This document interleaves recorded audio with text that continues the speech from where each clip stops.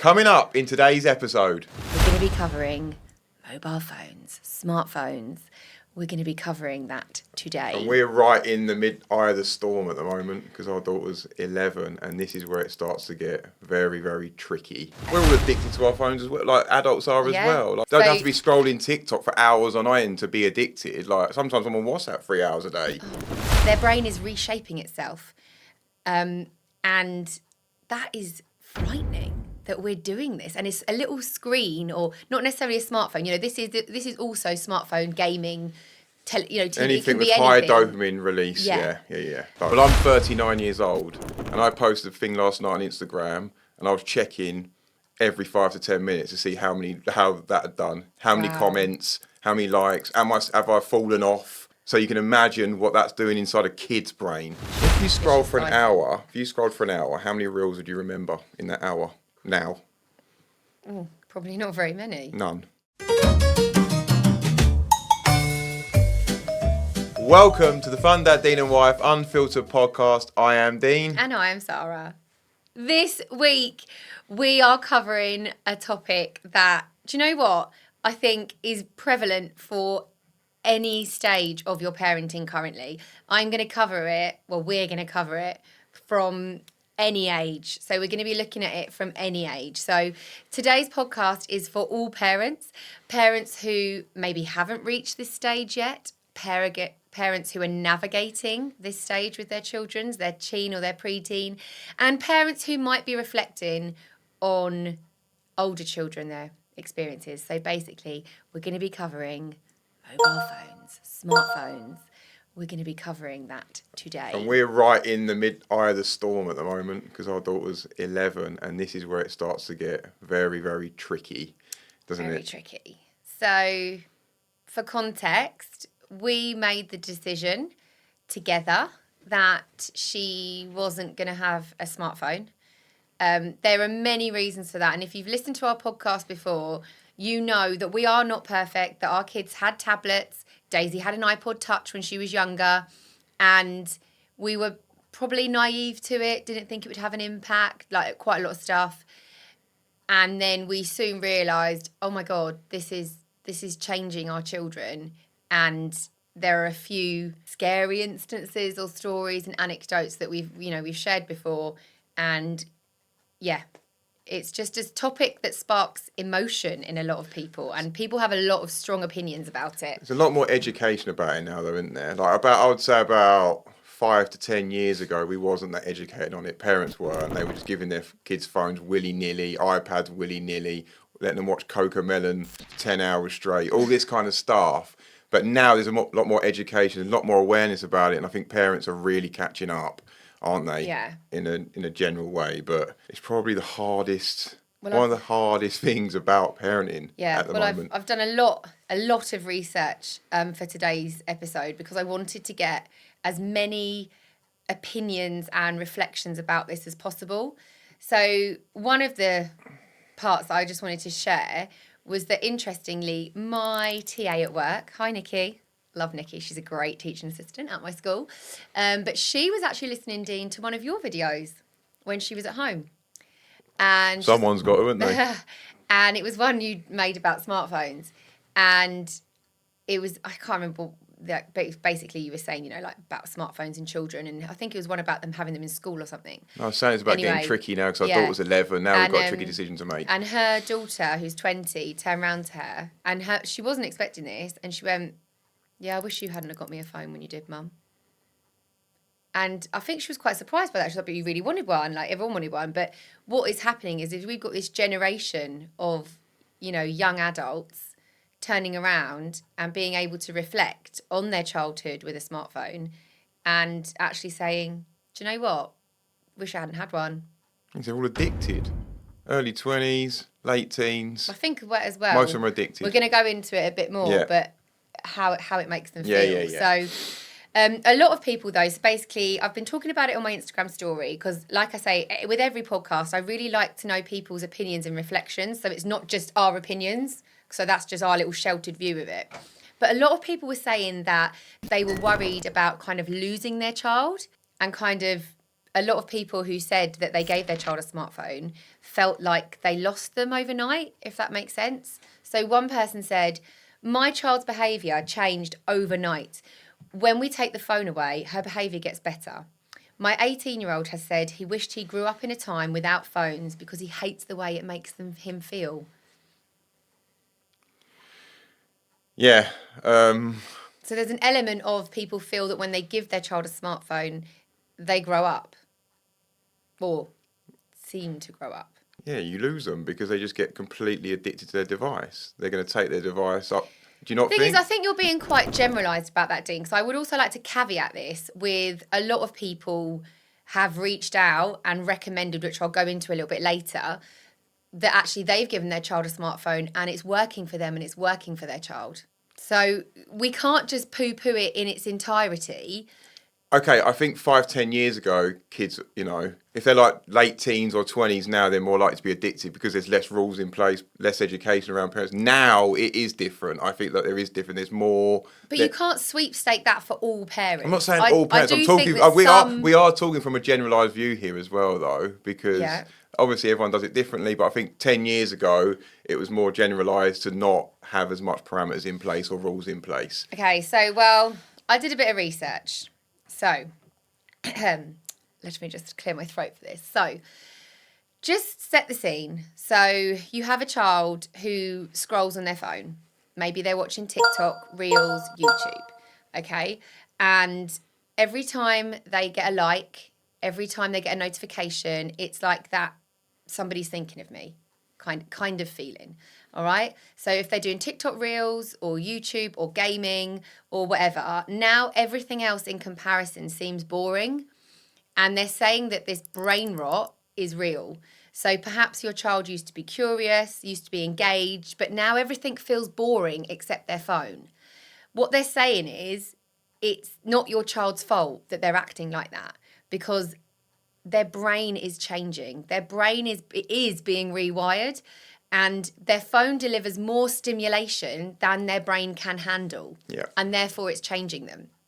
So the outside world doesn't give them as much stimulation. Even if you don't necessarily give them access to TikTok Reels or YouTube and you limit their social media access, even that dopamine that they're getting from getting a notification, from having somebody message them, from FaceTime, from doing all these things, every notification triggers this rush of dopamine.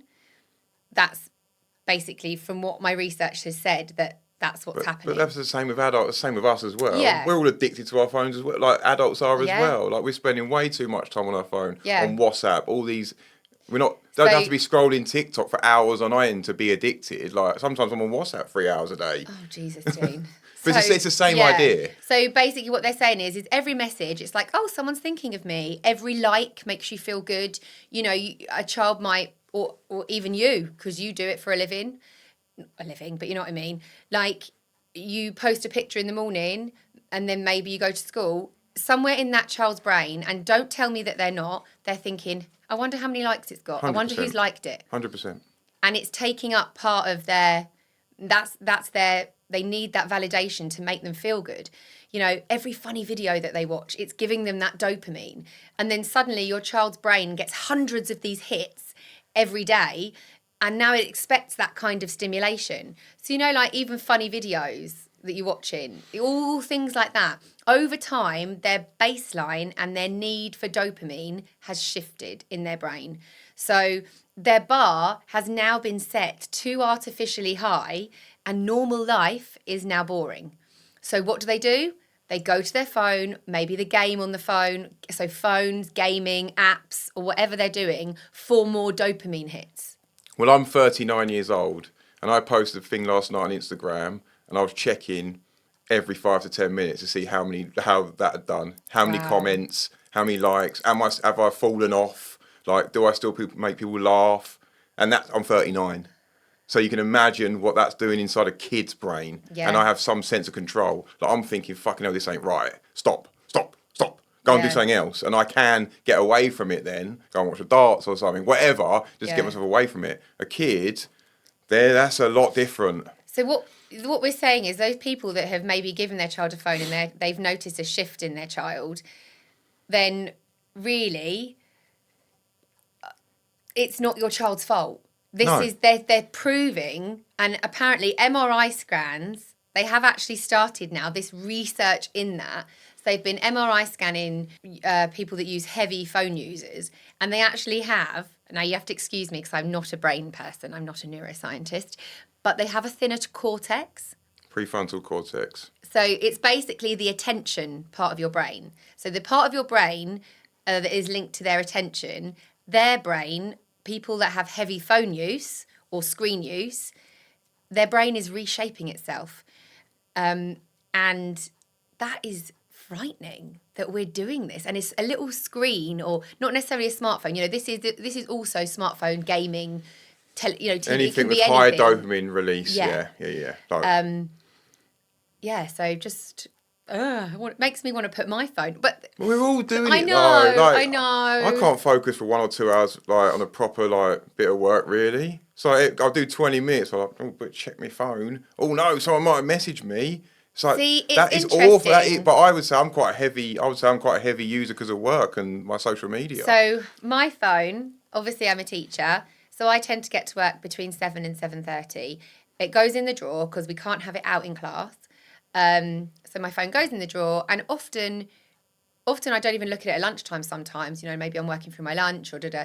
And sometimes I don't even look at my phone. I might have a quick glance, but really, when I'm at work, 7 till 4, 7 till 5, my phone is in that drawer. That's really good. And I think it's good for me. Oh, that is good for you. That is quite lucky in a way. Not lucky, but... But maybe that's what the children need at school, is the phone needs to be put away. That is what they need. But they are still going to be thinking of it, I reckon. If they've posted, or maybe there's a game, they got to a certain level. Because don't forget, we never really talk about on this podcast too much about gaming, because we have girls and we don't have Switches, or I don't know what they're called, Xboxes, PlayStations. We don't have that in our house. So it tends to be, we don't really talk about that on the podcast. But I was a kid, was a heavy gamer, loved football games, Championship Manager. I'd come home from school, play all night. 3:30 Really? till I go to bed. Do you think that did anything to you in terms of your attention span, or, you know, do you regret that? I don't know missing whether out? it was this, but I wasn't very good at school, obviously, but I didn't do well at school, but not sure. Just got heavily into it. Didn't think there was anything wrong with it. Thought, I like games. But you were also active outside. Yeah, were you I not? did sports as well. Yeah. Did golf as well. But any spare time other than that, I can play computer games. Yeah. Well, apparently, brain rot was the Oxford Dictionary's word of the year last year. Brain rot. And it basically means cognitive decline. Yep. And rapid scrolling exhausts the brain. Your focus gets worse and your memory suffers. So imagine your child gets tired from processing all this junk potentially that they're watching for parts of the day, some children all day, and yet it's addictive, so they keep going back for more. It's a vicious. If you scroll for an cycle. hour, how many reels would you remember in that hour now? Probably not very many. None. You're effectively unconscious.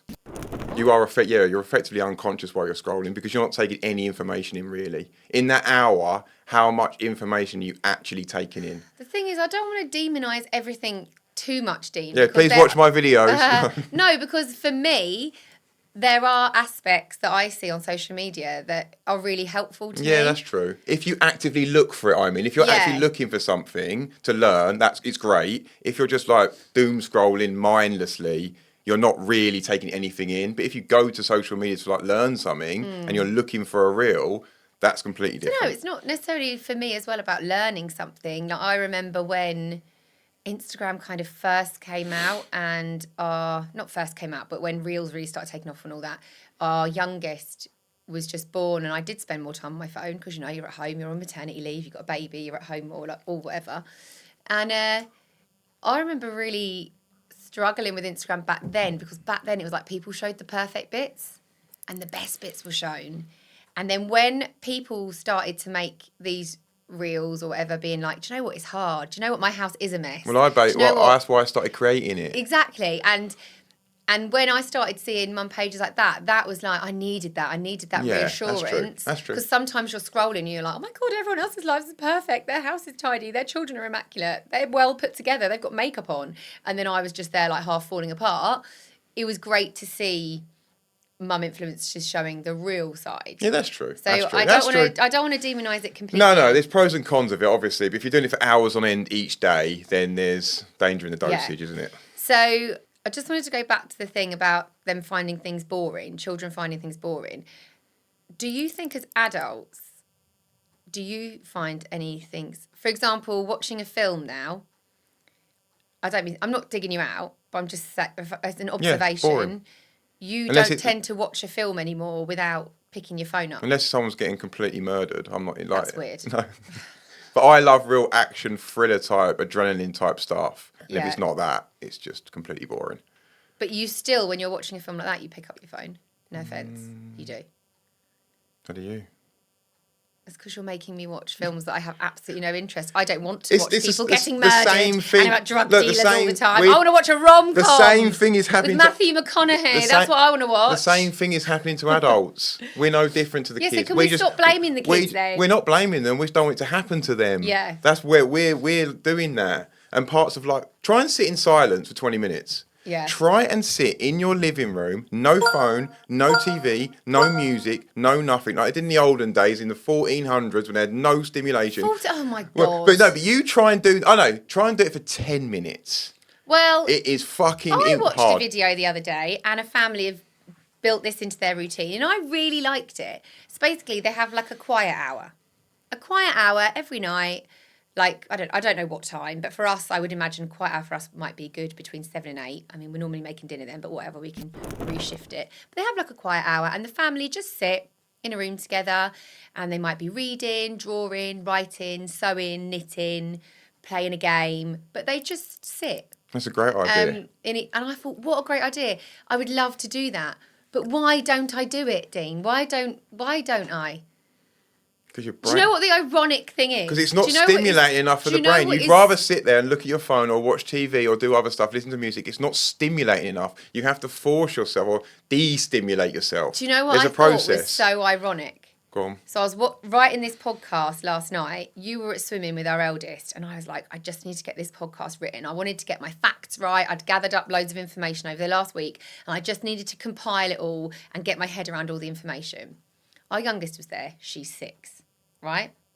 What did I do? The irony, the absolute sheer irony of this situation. I am writing a podcast about screens and the impact of screens and what they're having on our children. What did I do? Because I needed her away from me to stop bothering me so I could put this together. What did I do? I know what you did. Put her on the screen. I put her on a fucking screen. And I was literally sitting there Absolutely at one point, atrocious parenting. laughing to myself, being like, what a fucking ironic bitch, because I'm writing this podcast and doing all this scary research about devices, yet I'm shoving her on one so that she's basically not bothering me. Oh, see, I love going swimming. Disgusting I love myself. going swimming and watching Daisy. I don't take my phone out for that 45 minutes. Not once. I make a point of it. Yeah. No phone. I want her to know that I'm watching every second of this. That's cute. And I do it for myself in a Dad way. of the year. No. Mum's not. No. I Shit. want her to know, and I'm doing it for myself. I want to have a little break from my phone. And sometimes I Yeah. pick up and I'm like, fucking get this fucking thing away from me. You know what I mean? Swimming pool. You know what I mean? Like, go away. Anyway, so.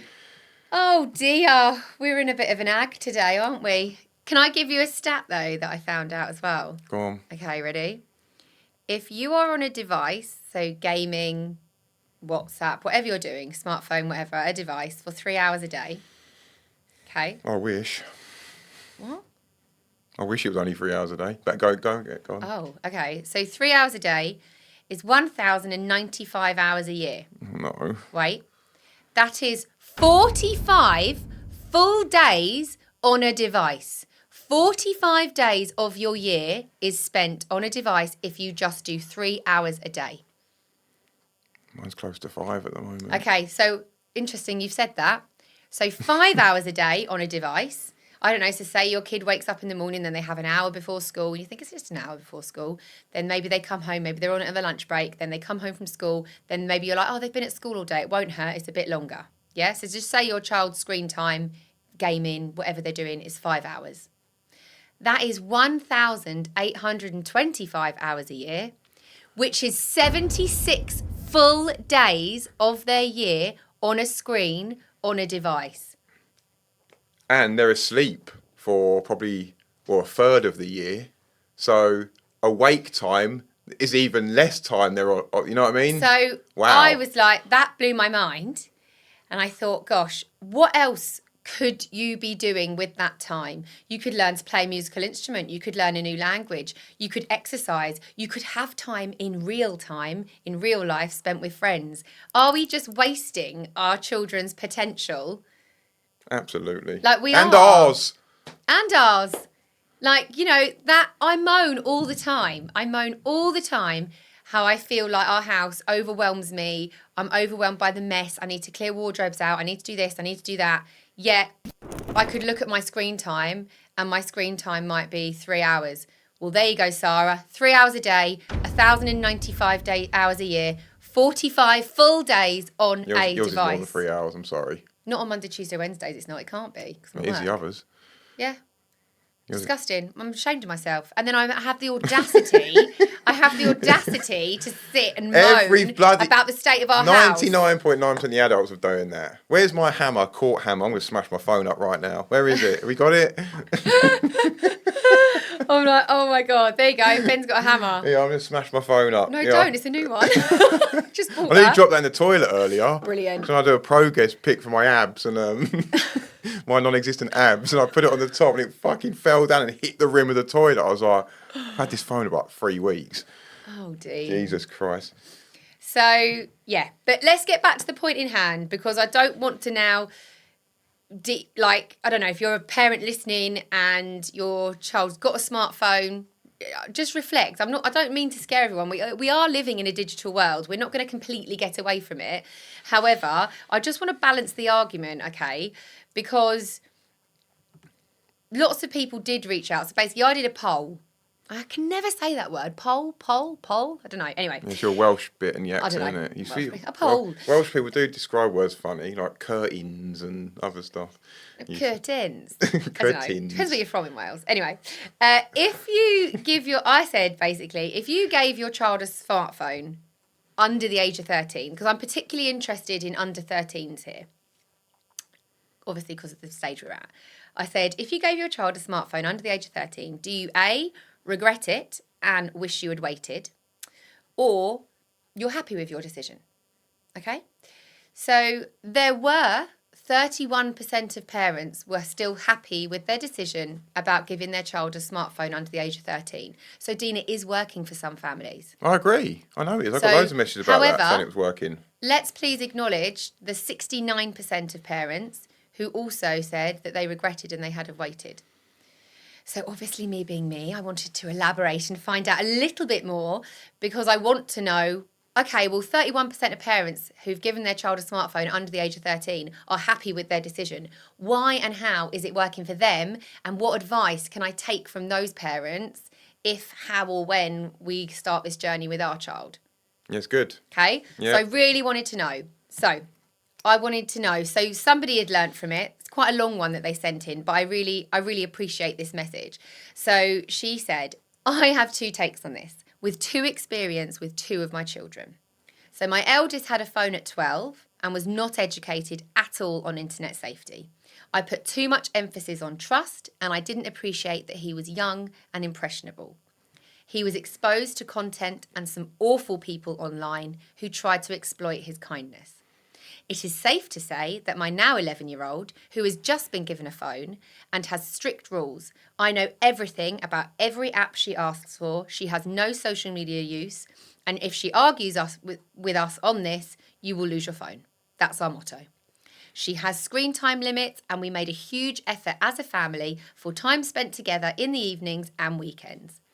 My own opinion is, if you can be very thorough in your own knowledge and how to keep them safe, along with making sure they are not able to let phones consume their lives, then let them have one. And if you need to make a change because something isn't working, then that's okay too. You do you.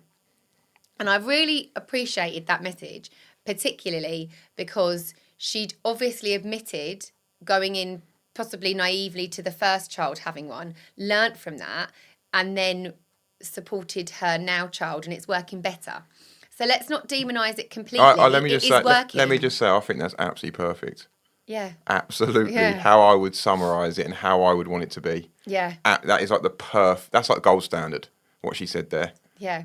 Rules in place, take it away if they're not abiding by them, time spent in evenings, family, like it's perfect. It is the perfect scenario. Yeah. But is it easy to implement? That's what I want to know. Yes. So basically, the people that were happy with their decision, a lot of them did say that their child is not on social media. That is one of their, die on a hill rules. Yeah. Their phone is monitored. I feel like, for me, it would have to be a fine line between monitoring and invasion of privacy. Yeah, I was just thinking that in my head. But I think it has to be monitored because of, you're giving them a box that they could... If they give you reason, they could be ordering if they give you reason to monitor it. They could be ordering drugs, they could be watching porn. There's so much. You have to monitor it, but I'm not sure how I would feel about delving into their messages with their best mate. I don't know, but I get it. It has to be monitored. They need some privacy. Uh-huh. You go through a diary. Really good advice that some parents said as well was they're allowed WhatsApp, but no WhatsApp groups. Whereas other parents were like, no WhatsApp at all. I don't like WhatsApp. Time limits. So I think as adults, we put time limits on our own restrictions. I You can bypass it, I know, bypass but them all. Maybe give me your PIN, then you can't bypass it. No phones in the bedroom.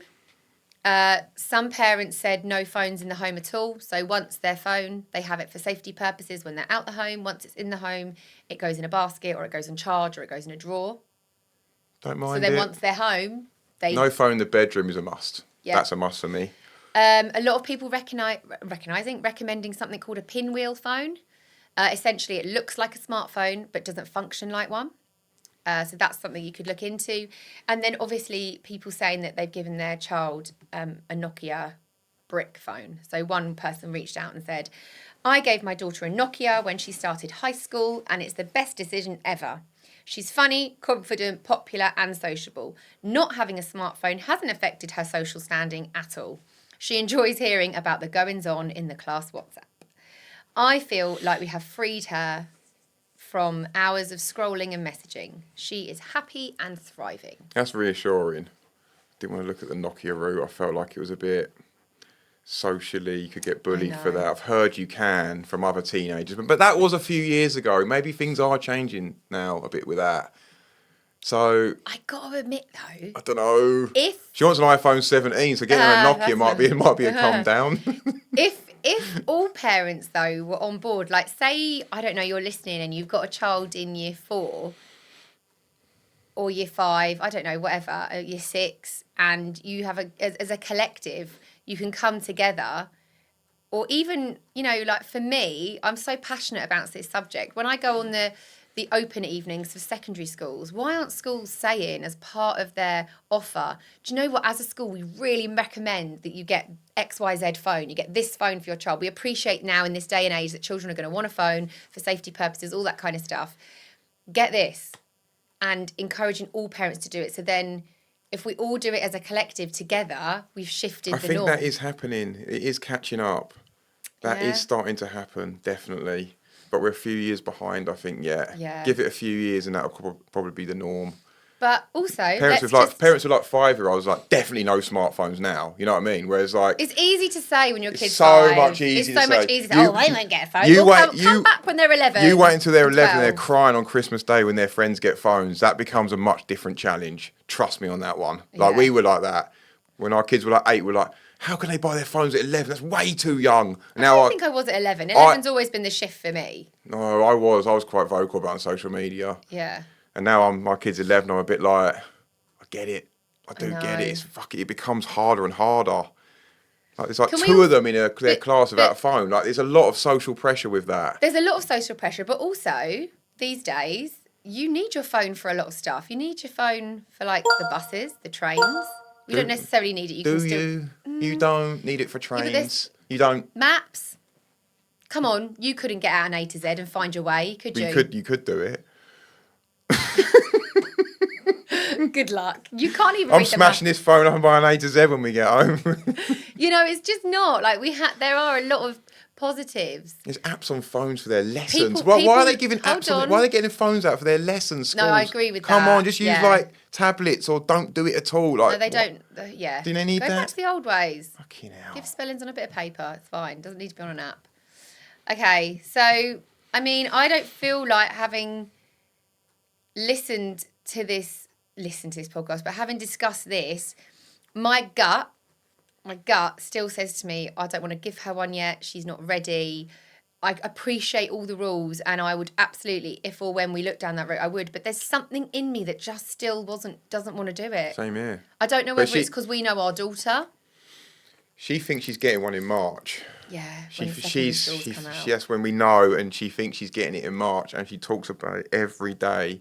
She's like, Daddy, when I get a phone, like, which one's it going to be? She doesn't talk to me about it. I find that so interesting. Because she thinks I'll say yes. Because I'm so soft with other stuff, but I'm not with this. I'm soft with buying her like a top or some trainers or some shoes. I'm like, yeah, whatever, 20 quid, whatever. Jelly cats. Jelly. I'm really lenient with that stuff, and I spoil and rotten with that. But when it becomes a phone, You shouldn't. and their health and their mental health, I've suffered with anxiety big time myself, and I know it can lead down that path. I'm a lot harder, and but I find it so hard for her because everyone's got one. The social pressure's immense, and she's done so well till now. Like, she hasn't really moaned about it. She's really good at football, really sporty. And I think wouldn't be as good at that stuff if she had a phone. Do you know what? Like, she wouldn't go in the garden with me and like kick a ball around for a couple of hours if she could have a phone. But people have said it. The 31% of parents that are happy with their decision, some of those parents have those rules in place. Like, once you walk through the front door, your phone's gone. And that's what we need to do. Like that. If we do it, we need really strict rules. And if she breaks them, the phone goes away. Well, I'm about to. This blew my mind yesterday. Don't know if you've read this bit, but studies show that children who receive smartphones before the age 13 consistently show poorer mental health in early adulthood. They show higher levels of anxiety, depression, suicidal thoughts, low self-worth, emotional detachment, aggression, and negative self-image, far more than in peers who got devices later. Now, this doesn't prove that smartphones directly cause mental illnesses. Doing on it. But in early social media exposure, so it's gone back social media. So it's not saying about smartphones. Smartphones on alone, there is no evidence to prove that smartphones cause mental illnesses. However, early social media exposure has been proven to cause sleep disruption, cyberbullying, weakened family bonds, and it forms a serious warning to parents that unmanaged digital access can shape emotional development in lasting ways. Exactly. Or if she gets a phone, she's not on social media. She knows that. No Snapchat, no WhatsApp. Don't like WhatsApp either. See, I was going to say WhatsApp, but no groups. How can you police that? Can't you just hide I think it, you archive can put a it? feature on. I don't know. You can archive it and bring it back. I don't know what you can do, but they'll find ways with that. I don't like WhatsApp. I think that's dangerous. So there is something you can get, which is like a child-friendly WhatsApp. I really wish I'd found out the name before so I could share this with people. I can't remember what it's called, but some of her friends have got it, and it's like a kiddie version of WhatsApp. Oh, I think I've seen that. Yeah, I can't remember what it's called. It's the same thing though, isn't it? No. Oh, you can't say certain stuff, or does the algorithm pick up? You can have the app on your phone as well. Okay. But I don't like the idea of getting every single message that she ever gets. I just find that. They just talk such shit as well. I'd be like, oh, fucking hell, what are you talking about? No. So what? What are we going to do then? What do we do? I don't have an answer, Dean. I really don't. And do you know what? We've got a lot of stick on social media for backtracking. For backtracking. People are like, don't backtrack now. You and Dean have always been beacons for not giving children a smartphone. If you backtrack now, what kind of example is that going to set? And I'm like, oh, guys, let me have a bit of reflection. I don't know. But Dean, it is working for some parents. It is. But not having it is better. I agree. I mean, her school would be like... It's more when they're out the home. I can't... But the thing is, Dean, it's that idea of forbidden fruit. So if we ban it, is she not just going to be more like on her friends' phones? I heard this. And then... The more you resist, the more they want it. And then when they do get it, they're kind of more... they're worse with it. I've heard that as well. But oh my God, it's difficult. There needs to be rules in place, strong rules, and stick to them. Definitely, they'll get round some of them. They will, but we can only do our best with that. You just got to confiscate if they go wrong, and then they won't do it again. Yeah. But I think, again, I tried to get the balanced arguments for today's podcast, but naturally, every avenue that we start to talk about and go down, negative. it comes full circle and there's negative connotations. But at the end of the day, parents have had preteens and teens and navigated this, and it has worked for them. So I think that's what we need to focus on more, is we can make this work, and just be really honest. And do you know what?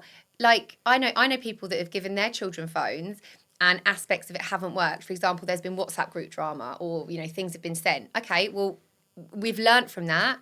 It's not too late to say no and take it away. You're doing the best for your child.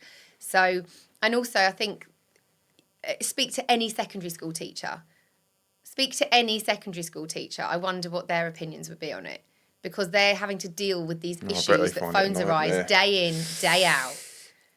Maybe that's what we need to do. If you're a secondary school teacher and you want to come on the podcast and share your experiences, that would be really interesting. So if you want to do that, reach out, let us know, because as a primary school teacher, I'm probably quite naive to what goes on in secondaries. Yeah, that'd be quite interesting. I'd love to know. Daisy goes to me, Daddy, I don't need an iPhone 17. 15 or 16 will do.